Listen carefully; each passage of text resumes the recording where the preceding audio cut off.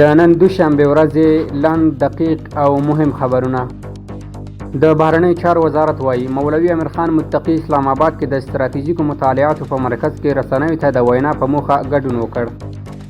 د چارو ادارې لوی رئیس شیخ الحدیث مولوي نور الحق انور له پانګوالو سره په لیدنه کې ویلي د پخوا په پرتله اوس حاکمیت او امنیت د پانګونې لپاره خورا مناسب دی، ځکه خو تاسې په ډاډه زړه په خپلو برخو کې پانګونه کولی شئ.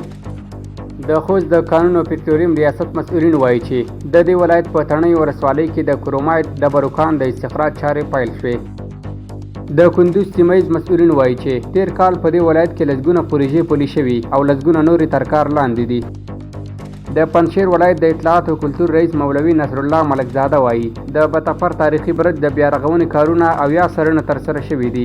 د بتفر تاریخي برج د بیارغونې کارونه د اطلاعات او کلتور وزارت له لوري پیل شوي چې 2 میلیونه او 500,000 افغانۍ لګښت به پرې راشي.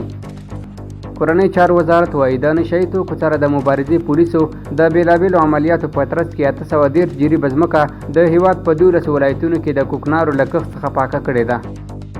د کرکټ ملي لوبډلې لوبغاړی محمد نبي د تلاسیمیا ناروغۍ د نړیوالې ورځې په مناسبت د عامې روغتیا وزارت له لوري په جوړه شوې غونډه کې ویلي چې له ژمنې سره سم به د عامې روغتیا وزارت په همکارۍ په هیواد کې د سرطان ناروغۍ د درملنې روغتون جوړ کړي.